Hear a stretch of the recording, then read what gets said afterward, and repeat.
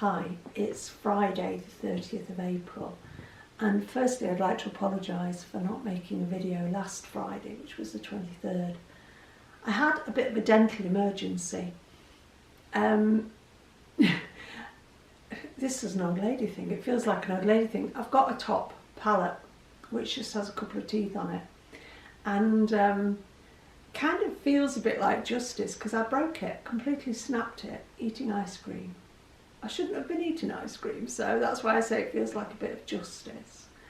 But it meant that my front tooth was missing and I looked like an old crone.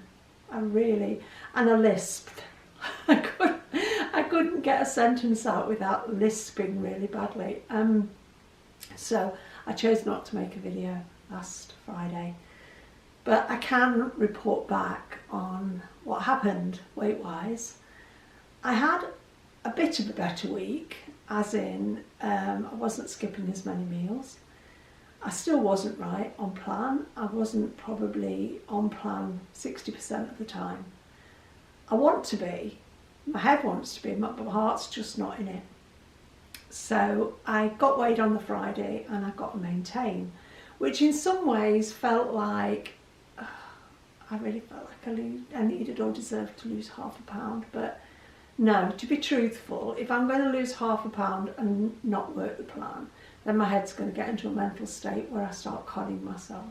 If I want to lose weight on this plan, I've got to work it 100%. And I know that, my heart knows that. But the head and the heart just don't want to match up at the moment. So in my book, I've got to maintain for last week. Now, I have had what I consider to be a 50% better week this week. And we've also worked out a new walking route, which involves some even steeper hills and a bigger loop. And it's really nice. It's a nice walk, especially at the moment because so much blossom out. It's a pretty walk. And it takes about 2 hours. And we've done it every day this week. I think do we start on Sunday, Joe? We've done it every day this week anyway. And honestly, I felt like I was walking through my shoes. It's felt that far. I keep saying I'm not very tall to start with, but I'm getting shorter because I'm wearing my legs out. So we've done that walk every day this week. My food has been a good 50% better. I haven't been skipping meals in the same way. And I have been eating more fruit and more vegetables, and I've eaten fish this week. Not every day, but I've eaten fish this week. And by yesterday, which was Thursday, I thought, do you know what? I'm feeling better. I'm feeling stronger. I'm feeling a little bit less breathless on the big hills, and I'm feeling a bit lighter. So, like, I don't know whether it was in my face, if I just felt better. My trousers felt better, that sort of thing. So, jumped out of bed this morning at 6:30, usual routine. Got on the scales because it's weigh day, and irony of ironies, even though I'm feeling better, 1.5 pounds on. Now, there's a bit of my head saying to me, come on Jane, you've eaten better this week, you've eaten more of the right things this week, you've eaten 3 meals most days this week. You can't expect a body to know that you think and expect to lose weight. It's a kind of fine balance. It's like, I know if I cut back too far, I don't lose weight because my body thinks it's going into starvation mode. I also know that switching from being 80% off plan to being 30% off plan, it's not enough, really, truthfully. I need to be 100% on plan. So I think the result I got this week was the result I deserved. If I want to lose weight on this plan, I know in my heart of hearts that unless I do it 100%, it's not going to work.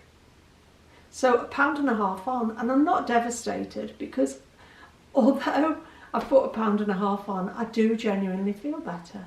And I can't like beat myself up every time the scales have a result that I don't like. You know, because some weeks you might get a £0.5 pound loss, you think you're going to get a £2 loss and whatever. I just can't beat myself up anymore. I'm really aware that this weekend I've been going to Slimming World, to the group I'm in, for 6 years, and I haven't missed a week. That's one hell of an achievement for me, because for me to last more than 6 months at a group is a miracle. For me to get to the stage where I don't think I can do it better and I can do it on my own and I don't need to pay. You know, why should I pay £5.95 a week to stand on their scales when I can stand on my own scales and blah, blah, blah, you know, the same old, same old. So then I start to do Jane's version. And I've been doing a bit of that lately, or maybe a lot of that lately. Messing around with the plant-based diet, believing I could fit it into Slimming World and actually achieving that. But it wasn't the healthiest way to eat for me, because it messed with my head in the end. I watched so many videos of women, specifically women. I didn't watch many men, actually. I watched a few, excuse me, I'm sitting on Joe's drum stool and I'm slipping off. I watched a few blokes doing plant-based, and I got very involved in watching doctors like Neil Barnard and Michael Greger and people like that who I really respect. But then I got wrapped up in watching a lot of women doing it, and when I look now at those self-same women and I see how little variety they eat, or sometimes I see how little they eat, I think, why did I want to do that? I wasn't an ethical vegan. I was trying to do it to maintain a weight loss. And what have I done? Gained 1.5 stone at least by messing around with my food. So you have to try these things for yourself to know whether they'll work or not. I can't watch the same people I was watching on YouTube, because now I see the cracks. When I hear people like AJ saying that she drinks her vegetable water from the previous night as her breakfast the following morning, I'm like, for gee whiz sake, that's water. You know, I can't, I just can't go there anymore. When she talks incessantly about having sweet potato and broccoli for a main meal of the day, I'm sorry, that's just not for me. I respect anybody who wants to be vegan, who wants to be plant-based, who wants to be carnivore, who wants to be keto. It's horses for courses, isn't it? We all have to find what is right for us. So I have just as much respect for somebody who wants to be vegan as I do for somebody who wants to be keto, or for Justin Rhodes, who I watch, who is totally like a meat eater because he has, I think it's called Lyme's disease or something. Everybody has to find what works for them. And I gave plant-based, I gave it 10 months. And when I look back, it actually made me very obsessive about proper food. I got much more obsessive about eating vegan junk food than I ever intended to. It's a nice thing if you're going to be vegan for ethical reasons and you really love animals and you care about the planet and all that. I mean, I do some of that. I do like animals. I do care about the planet. But, you know, when some people were challenging me on having leather furniture, wearing leather shoes, having leather handbags, and they weren't challenging me in a hard way, they were challenging me in a kind, nice way.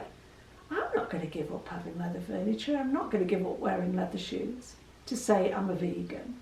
And then, you know, one lady said to me, well, you can't say you are a vegan. I don't think I ever did say I was a vegan. I think I said I was plant-based. So all of that really got me into a bit of a mess, if I'm honest. And I'm quite happy to have moved on, and I'm now eating some fish. I have eaten meat once. I've eaten a Weight Watchers sausage once. I'm not saying I will never eat meat, like on a regular basis. For today, I don't want it. I don't know, my taste might change in 6 months' time. But what I need to do is focus getting back onto Plan 100%. And being totally honest about what I'm eating, which I believe I always am. So as I say, this weekend marks 6 years at Slimming World. And I started Slimming World after losing 8.5 stone myself, so going from 22 stone to 13 stone 8. I started Slimming World at 13 stone 8, and my first target was to get to 10 stone 10. Today I am 5.5 pounds over that target. I don't have a target today. I don't know if I'll ever want a target. I might find one day I need one. But I think to be 6 years down the line and still more or less 2.5 stone less than I started out at Slimming World is quite an achievement for me, because I never used to consistently lose weight on Slimming World and keep it off. I used to join a group, I'd go for 3 or 4 months, I'd lose a stone and a half, I'd get the headspace that said you can do this better on your own and it won't cost you anything, and then I'd get blasé about it, and then before I knew it, the stone and a half I'd lost became 2 stone on, and it was like 1 step forward, 3 steps back for years until I ate myself up to 22 stone. And the first time I went to Slimming World, I was 19 and I weighed 10 stone. And I do have a lot of faith in the phrase that says dieting makes you fat, which is why I know Slimming World's a diet. I'm not stupid.